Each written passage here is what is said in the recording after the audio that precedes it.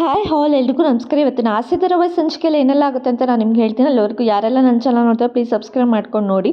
ಸಂಚಿಕೆ ಶುರುವಿನಲ್ಲಿ ಇಬ್ಬರು ಗಾಡೀಲಿ ಹೋಗ್ತಾ ಇರ್ಬೇಕಾದ್ರೆ ಸೂರ್ಯ ಹಾಗೂ ಮೀನಾ ಹೇಳ್ತಾ ಇರ್ತಾಳೆ, ತುಂಬ ಥ್ಯಾಂಕ್ಸ್ ನೀವು ಬಂದಿದ್ದಕ್ಕೆ ಅಂತ ಹೇಳಿದಾಗ, ಅಲ್ಲ ಕಣೆ ನೀನು ನಾನು ಬರ್ತೀನಿ ಅಂದಿದ್ದಕ್ಕೆ ಬೇಡ ಹಾಗೆ ಹೀಗೆ ಅಂತ ಅಂದೆ, ಇವಾಗ ಯಾಕೆ ಹಂಗಂತಿದ್ಯಾ ಅಂದ. ಹಾಗಂದ್ಲ ರೀ, ನಿಮಗೆ ಕೆಲಸ ಕಾರ್ಯ ಎಲ್ಲ ತುಂಬ ಇರುತ್ತಲ್ಲ, ಸುಮ್ಮನೆ ನನಗೋಸ್ಕರ ಯಾಕೆ ಬರ್ತೀರಾ ಅಂತ ಅಂದ್ಕೊಂಡೆ.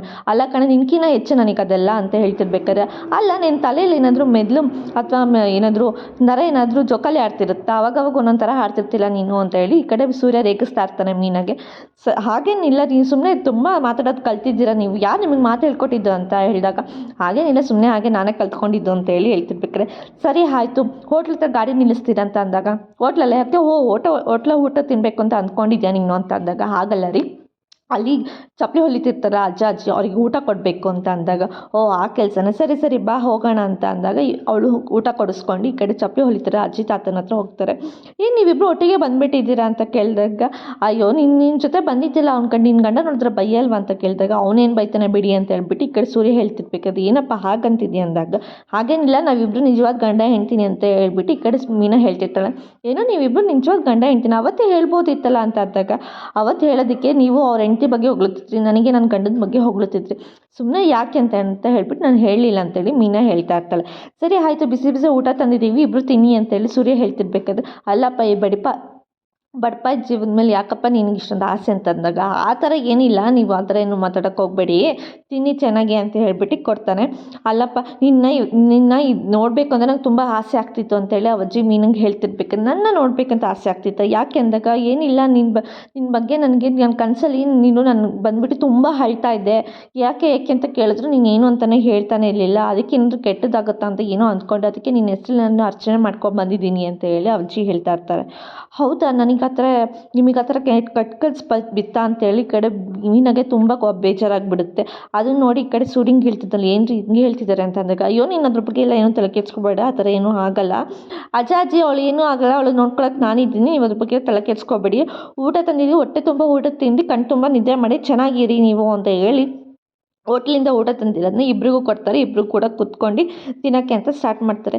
ಏನೇ ಅವ್ರು ಹೇಳಿದ ತಕ್ಷಣ ನೀನು ಅದಕ್ಕೆ ಮುಖಕ್ಕೆಲ್ಲ ಗಂಟು ಹಾಕ್ಕೊಂಡು ಇಷ್ಟೊಂದೆಲ್ಲ ಬೇಜಾರು ಮಾಡ್ಕೊಂಡಿದ್ದೆ, ಆ ಥರ ಏನೂ ಆಗಲ್ಲ, ಏನೋ ಹಾಗದಿರ್ತಾರೆ ಇರಲಿ ಸಾಕು, ಸರಿ ಬಾ ಸುಮ್ಮನೆ ಯಾಕೆ ಅದ್ರ ಬಗ್ಗೆ ಎಲ್ಲ ಯೋಚನೆ ಮಾಡ್ತೀಯ ನೀನು, ನಾನು ಇರ್ಬೇಕಾ ನಿನ್ಗೆ ಯಾಕೆ ಆ ಥರ ಯೋಚನೆ ಅಂತ ಹೇಳಿದಾಗ, ಹಾಗಲ್ಲ ರೀ ರೋಹಿಣಿ ಹೇಳಿದ್ರು ಇದೇ ಥರ ಆಗಿತ್ತು, ಇವಾಗ ನೋಡಿದ್ರೆ ಇವ್ರು ಬೇರೆ ಹೀಗೆ ಹೇಳ್ತಿದ್ದಾರೆ ಅಂದಾಗ, ಅಯ್ಯೋ ಸುಮ್ಮನೆ ಅದ್ರ ಬಗ್ಗೆ ಎಲ್ಲ ತಲೆ ಕೆಡ್ಸ್ಕೊಬೇಡ ಅಂತ ಅಂದಾಗ, ಈ ಕಡೆ ಕಾಗಿ ಹಾಗೂ ಅವ್ನ ಜೊತೆಯಲ್ಲಿರೋರು ಇಬ್ಬರು ಕುತ್ಕೊಂಡು ಅಲ್ಲಿ ನೋಡು ಅವನು ನನ್ನ ಜೊತೆ ಇದ್ದಾಗ ಬಿಯರ್ ಹೊಡಿತಿದ್ದ, ನೆರಳಲ್ಲಿ ಕೂತ್ಕೊಂಡಿದ್ದ ಸಿಗರೇಟ್ ಸೇರ್ತಿದ್ದ, ಇವಾಗ ನೋಡಿದ್ರೆ ಅಂಗಡಿ ಮುಂದೆ ಕೂತ್ಕೊಂಡು ಟೀ ಕುಡಿಯೋ ಥರ ಆಗೈತೆ ಅವನಿಗೆ, ಕಾಲೇಜ್ ಬ್ಯಾಗ್ ಇಟ್ಕೊಂಡು ಓಡಾಡ್ತಾವನೆ, ಒಂದು ಕೆಲಸ ಮಾಡು ಅವ್ನು ಟೀ ಕೊಡ್ತಾನಲ್ಲ ಅದು ನೀನೇ ಕೊಟ್ಬಿಟ್ಟು ಅವ್ನು ಪಟಾಯಿಸು ನೀನು ಅಂತ ಹೇಳಿ ಕಳಿಸ್ತಾನೆ. ಯಾಕೋ ಬಂದಿದ್ಯಾ ನೀನು ಇಲ್ಲಿ ಅಂತ ಕೇಳಿ ಈ ಕಡೆ ಅವನು ಮೀನಂತ ಅಮ್ಮ ಕೇಳ್ತಿರ್ಬೇಕಾದ್ರೆ, ಕಾಗೆ ಹೇಳ್ದ ನೀನು ಕುಡ್ದಿದ್ದು ಟೀಗೆ ದುಡ್ಡು ಕೊಡಬೇಕು ಅಂತ ಹೇಳಿದಾಗ, ಯಾಕಾಗೇನು ಏನಿಲ್ಲ, ಸ್ವಂತದವರು ಅಂತ ನನಗೆ ನೋಡ್ದೇನೆ, ಫ್ರೆಂಡ್ ಅಕ್ಕ ಅಂತ ನೋಡ್ದೇನೆ ಅವಳಿಗೆ ತಳ್ಳಿ ಹೇಟ್ ಮಾಡಿದ್ದೇನೆ ತಲೆಗೆ, ಅಂಥದ್ರಲ್ಲಿ ಅವ್ನ ಸವಾಸನೆ ನನಗೆ ಬೇಕಾಗಿಲ್ಲ, ಅವನೇನಾದರೂ ನನ್ನ ಹತ್ರ ಬಂದು ದುಶ್ಮನ ಆಗಬೇಕಾಗತ್ತೆ ಅಷ್ಟೇ, ನಾನು ಅವ್ನಿಗೆ ಹೋಗಿ ಹೇಳ್ಬಿಡು, ಅವನು ಬೇಡ ಅವ್ನ ಸವಾಸನೂ ಬೇಡ ಅಂತ ಹೋಗಿ ಹೇಳು ನೀನು ಅಂತೇಳಿ ಈ ಕಡೆ ರವಿ ಅವ್ನ ಕಡೆ ಕಳಿಸಿರೋ ಹುಡುಗಂಗೆ ಹೇಳ್ತಾ ಇರ್ತಾನೆ. ಅವನು ಹೋಗ್ಬಿಟ್ಟು ಕಾಗೆಗೆ ಹಾಗೆ ಹೇಳ್ತಿರ್ತಾನೆ, ನೀನು ಸವಸನೆ ಬೇಡ ಅಂತ ದುಶ್ಮನ ಆಗ್ತಾನೆ ಅಂತ ಹೇಳಿದಾಗ, ಇದಕ್ಕೆಲ್ಲ ಒಂದು ಪರಿಹಾರ ಇದೆ ಅಂತ ಹೇಳಿ ಕಾಗೆ ಕೂಡ ಈ ಕಡೆ ರೋಹಿಣಿಗೆ ಫೋನ್ ಮಾಡಿ ಕೇಳ್ತಾನೆ, ನಾನು ಹೇಳಿದ ಕೆಲಸ ಏನಾಯಿತು ಅಂತ ಹೇಳಿದಾಗ, ಅಯ್ಯೋ ಅಷ್ಟು ಬೇಗ ಈಸಿ ಆಗುತ್ತೆ, ನೀನು ಅದು ಇರೋದು ಸೂರ್ಯನ ಫೋನ್ ಸಿಗ್ತಿಲ್ಲ ನನ್ನ ಕೈಲಿ, ಅಲ್ಲ ನಿನ್ನ ಕೈಲಿ ಒಂದು ವೀಡಿಯೋ ತೆಗಿಯೋಕ್ಕಾಗ್ತಿಲ್ವಾ ಅಂತ ಹೇಳ್ತಾ ಇರ್ತಾನೆ. ಈ ಕಡೆ ಕಾಗೆ ಕೂಡ ಅಷ್ಟು ಈಸಿಯಾಗಿದ್ದಿದ್ರೆ ನಾನು ಯಾಕೆ ಹಿಂಗೆ ಆಡ್ತಿದ್ದೆ, ಅಷ್ಟು ಬೇಗ ಕೊಟ್ಟು ಕಳಿಸ್ತಿದ್ದೆ, ತೆಗಿಯೋಕ್ಕಾಗ್ತಿಲ್ಲ ಅಂತ ಹೇಳ್ತಾರೆ. ಅದೇನು ಮಾಡ್ತೀವಿ ಇಲ್ವೋ ನನಗೆ ಗೊತ್ತಿಲ್ಲ, ಅವನ ಹತ್ರ ಇರೋ ವೀಡಿಯೋ ನನಗೆ ಕಳಿಸು ಅಷ್ಟೇ ಅಂತ ಹೇಳಿದಾಗ, ಕಡೆ ರೋಹಿಣಿ ಕೂಡ ಕೇಳ್ತಾ ಇರ್ತಾಳೆ, ನನ್ನ ಕೆಲಸ ಏನೋ ಆಯಿತು ಅಂತ ಕೇಳಿದಾಗ, ನಾನು ಹೇಳಿದ ಕೆಲಸ ಫಸ್ಟ್ ಮಾಡು, ಆಮೇಲೆ ನೀನು ಹೇಳಿದ ಕೆಲಸ ಬೇಗ ಮಾಡಿ ನಾನು ಮುಗಿಸ್ತೀನಿ, ಒಟ್ಟು ನನಗೆ ಆ ವೀಡಿಯೋ ಬೇಕೇ ಬೇಕು, ಮನೇಲಿ ಜೊತೆಲೇ ಇರ್ತೀರೋ, ಒಂದು ವೀಡಿಯೋ ತೆಗೆಯೋದಕ್ಕಾಗಲ್ಲ, ಫೋನ್ ಕದಿಯೋದಕ್ಕಾಗಲ್ವ ನಿನಗೆ ಅಂತ ಹೇಳಿ ಕಾಗೆ ಹೇಳ್ತಾ ಇರ್ತಾನೆ.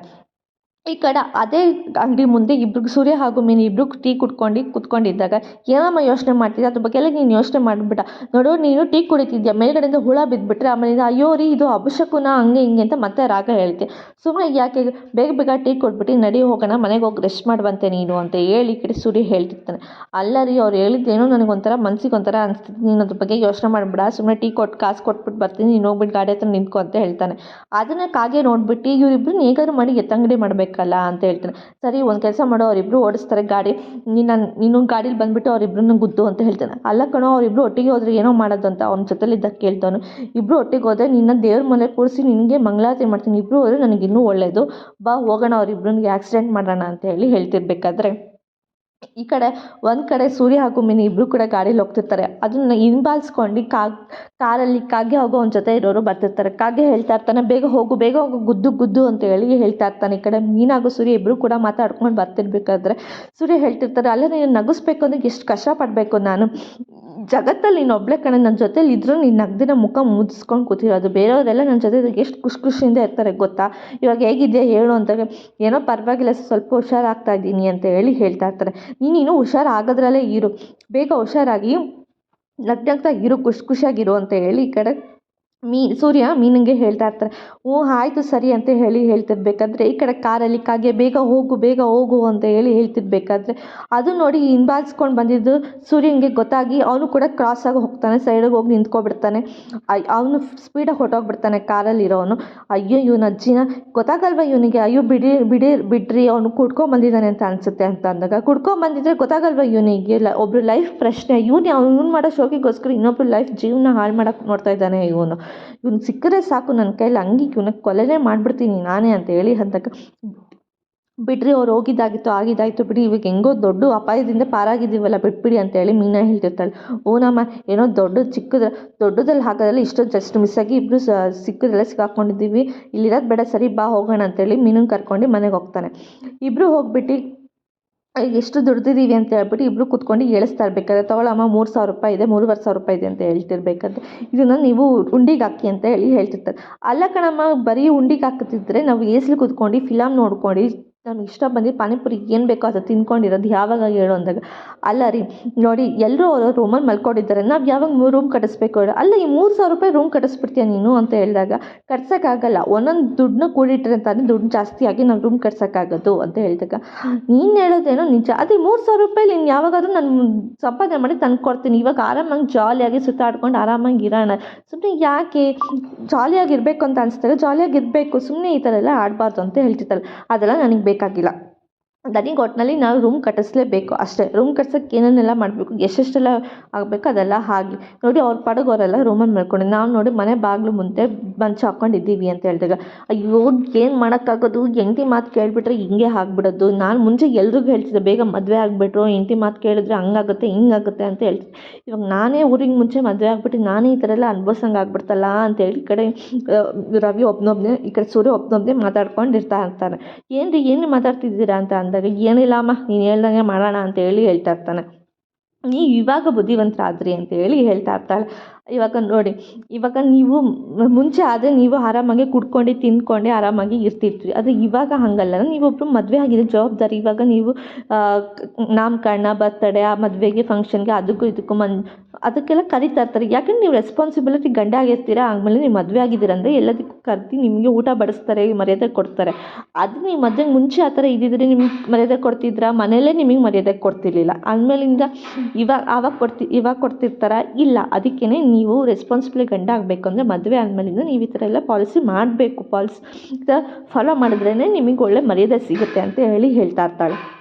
ಅದೇನೋ ನಿಜನೇ ಬಿಡು, ನೀನು ಸಿಕ್ಕಿದ ಮೇಲಿಂದ ನಾನು ಒಬ್ಬ ಕ್ಯಾಬ್ ಡ್ರೈವರ್ ಆಗಿದೆ, ಆದರೆ ನೀನು ನನ್ನ ಜೀವನದ ಡ್ರೈವರ್ ಆಗಿಬಿಟ್ಟಿದ್ದೆ, ಒಳ್ಳೆ ದಾರಿ ನನಗೆ ಕರ್ಕೊಂಡು ಹೋಗ್ತಿದ್ದೆ, ಹಿಂಗೆ ಕರ್ಕೊಂಡು ಹೋಗು ಅಂತ ಈ ಕಡೆ ಮೀನಿಂಗ್ ಕೂಡ ಹೇಳ್ತಾ ಇರ್ತಾನೆ.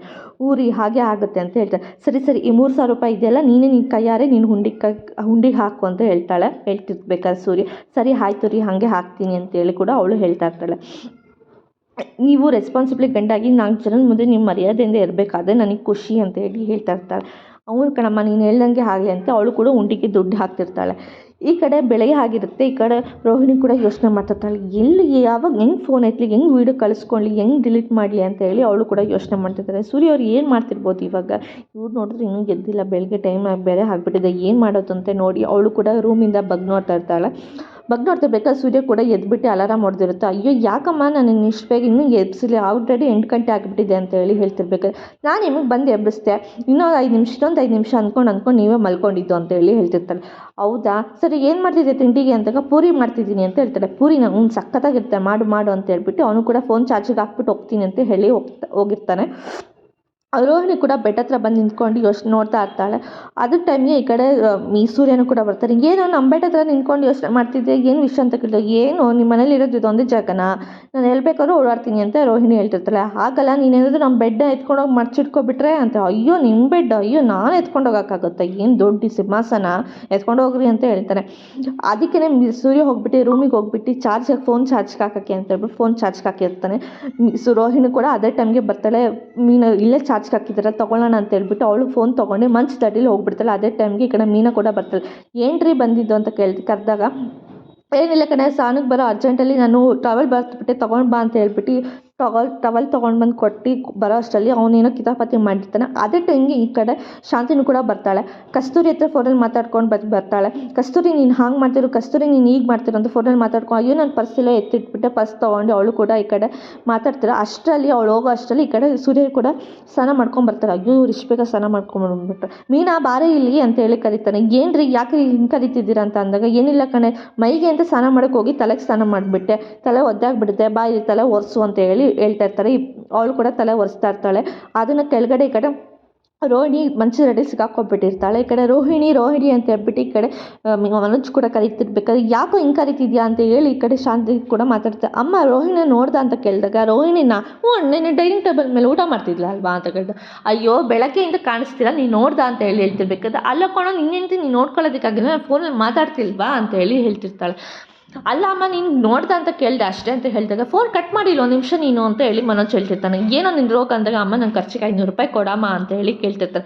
ಅಯ್ಯೋ ನೀನು ಒಬ್ಬ ದೊಡ್ಡ ಬಿಸ್ನೆಸ್ ಮ್ಯಾನ್ ಕೊಡೋ, ಇವಾಗ ಬಂದ್ಬಿಟ್ಟು ಖರ್ಚಿಗೆ 500 ರೂಪಾಯಿ ಕೊಡು ಅಂತ ಕೇಳ್ತಿದ್ದಿಲ್ಲ ಅಂತ ಅಂದಾಗ, ಏನಮ್ಮ ನಿನ್ನ ಕೈಲಿ ಕೊಡೋದಕ್ಕಾಗಲ್ವಾ, ನಾನು ದೊಡ್ಡ ಬಿಸ್ನೆಸ್ ಮ್ಯಾನು, ನಾನೇನೋ ಕೆಲಸದ ಮೇಲಿಂದ ಹೋಗ್ತಾ ಇದ್ದೀನಿ, ಸಿಗ್ನಲ್ ಸಿಗಲ್ಲ ಫೋನಲ್ಲಿ ಫೋನ್ಪೇ ಎಲ್ಲ ಮಾಡೋದಕ್ಕೆ, ಅದಕ್ಕೆ ಕ್ಯಾಶ್ ಕೈಯಲ್ಲಿದ್ದರೆ ಸರಿಯಾಗುತ್ತೆ ಅಂತೇಳಿ ಕೇಳಿದೆ ಅಂದಾಗ, ನೀನು ಬಿಡೋ ನೀನು ಈ ಕಡೆ ಪಾರ್ಲರು ಅಂತ, ಈ ಕಡೆ ಬಿಸ್ನೆಸ್ ಮ್ಯಾನ್ ಅಂತ, ಒಂದು 500 ರೂಪಾಯಿ ತೊಗೊಳಕ್ಕಾಗಲ್ಲ, ಕ್ಯಾಶ್ ಇಲ್ವಾ ನಿನ್ನ ಕೈಲಿ ಅಂತ ಅಂದಾಗ, ಅದೇ ಟೈಮ್ಗೆ ಈ ಕಡೆ ಮೀನು ಕೂಡ ತಲೆ ಒರೆಸ್ತಾ ಇರ್ತಾಳೆ. ಅದನ್ನೇ ಮೀನು ಈ ಕಡೆ ಏನ್ರಿ ಫೋನ್ ಚಾರ್ಜ್ಗೆ ಹಾಕಿದ್ದೀನಿ ಅಂತ, ಫೋನ್ ಚಾರ್ಜಲ್ಲೇ ಇಲ್ವಾ ಅಂತ ಹೇಳಿ ಈ ಕಡೆ ಮೀನ ಕೇಳ್ತಾ ಇರ್ತಾಳೆ. ಇವತ್ತಿನ ಸಂಚಿಕೆಗೆ ಮುಗ್ತಾ ಇದ್ದು, ನಾಳಿನ ಸಂಚಿಕೆಯಲ್ಲಿ ಏನಾಯಿತು ಅಂತ ಹೇಳ್ತೀನಿ.